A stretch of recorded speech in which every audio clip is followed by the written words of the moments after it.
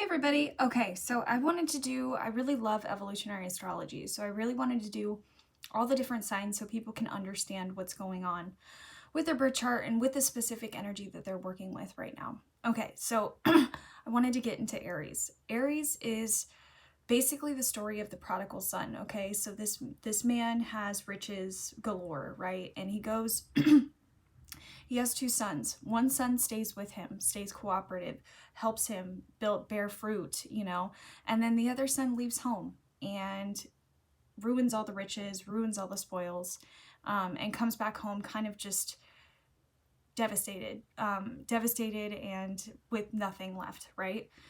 And so the father rejoices and says, "Oh my gosh, you're home, how wonderful." And the son that stayed home and helped him stabilize is like, "What the heck, what's going on? Like, why are we congratulating him? He completely smothered any money that he has."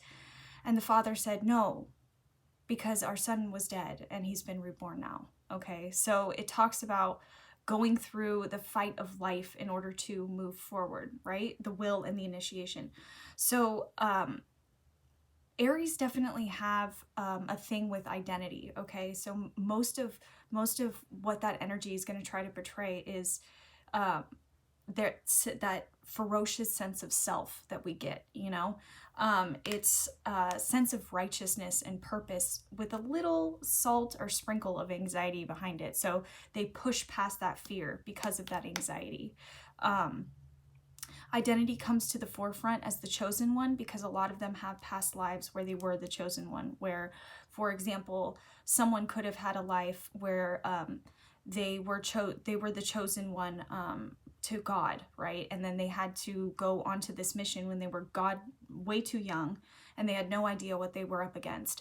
Most of them passed away because of it. They weren't ready for that mission, right? So when they come into this life, with a fervent, ready to go attitude of like, all right, let's, what do we have? I kind of like failing the last life and coming into this life and feeling like you need to prove yourself, feeling like you need to put yourself out there.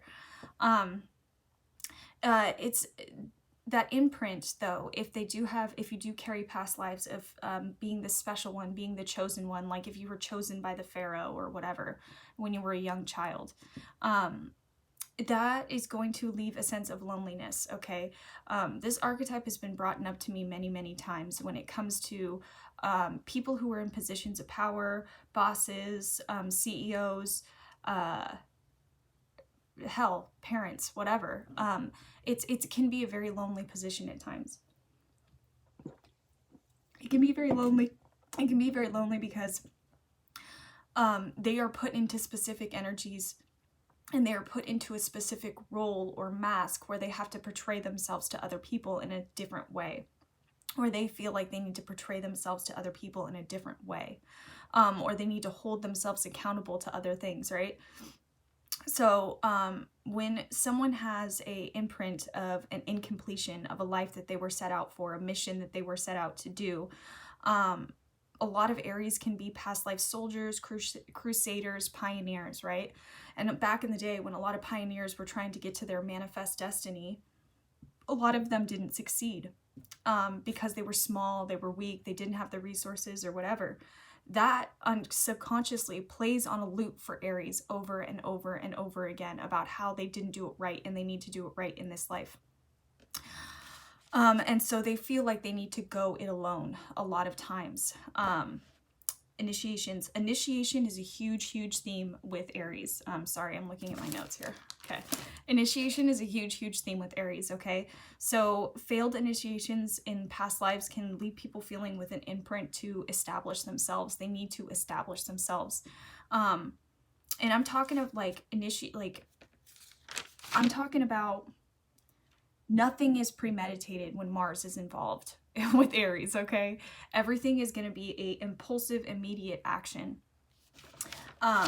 It can lead to, when they feel that way and they abandon that sense of themselves, like say something happens and a shadow aspect comes up and they do this impulsive decision or immediate action, that's actually stemming from past lives, okay? That's actually stemming from being wounded to abandoning part of yourself. Aries is it's akin to it's akin to the terrible twos, because it's the first sign of the zodiac. It's primal, it's left to survive in a lot of ways, right? And that's how the Aries constantly feel. Um, it's a very predator prey type of aspect to it. Like a lot of gladiators, all right, that went against the lions in past lives. This is the exact Aries archetype, being in that competitive environment where there is a need for survival. There is a need to live. There is a need to survive. A lot of Aries have past lives where they've died because of sudden or careless actions that they've made in the past. And it can leave them feeling like they're rushed for time, or like there's a paranoia about dying young or dying early. There's an inability to complete things because they feel like they need to get it done now, not 10 minutes from now. They also tempt death a lot, and this can also bring up feelings of like, what's the use in life? Because there's so much of that expression, of that death life expression, coming head to head with each other, right? Unexpressed anger from past lives can be carried in multiple ways. It can be carried within the body, or it can be carried from it can be carried as being combative. It can be carried as just generally being angry all the time and not knowing why. The more that anyone with Aries energy, can stays away from the consciousness, that's when you're going to get a more negative aspect of the Aries archetype. Okay, the Aries need to learn that they can co-create. Okay, that's why Libra is on the opposite end of Aries, because Libra is about co-creating, partnership. And a lot of people, when they think partnership, they think of physical, but I feel like with consciousness, what they're talking about is being connected with the source, being connected with something that's higher than yourself, and understanding that everything has a place and a purpose and a mission. Definitely the will to survive. The more primal the expression of an Aries, it can definitely turn into a God complex or a godlike complex, because of the fact that they've abandoned that part of themselves that can co-create with the universe, right? So the more that one abandons their ways of being able to co-create, and that doesn't necessarily need to mean a physical person. That can also be spirit. And that can also be praying and meditation and all that.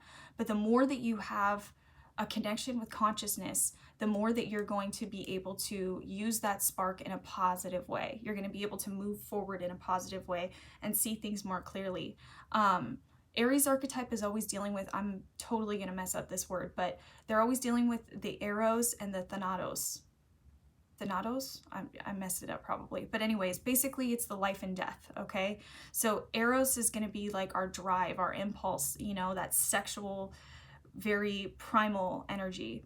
Thanatos is going to be that death energy. So it's very much acclimated within an Aries. That's why Aries aren't afraid of dying a lot.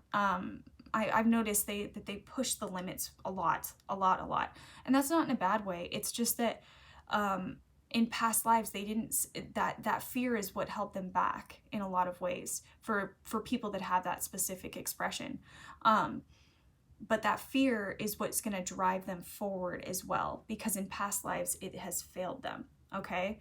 So there's a lot of things that need to be worked out in the in-between. Obviously, I would need to look at your chart to see the specific expression, but this is just a very basic forefront of what the Aries energy is. It's very, very important to sit down with source so that you can co-create and create the best possible outcome for yourself, life for yourself. Yeah, so anyways, that's Aries, and I'll see you guys soon with Taurus. Bye.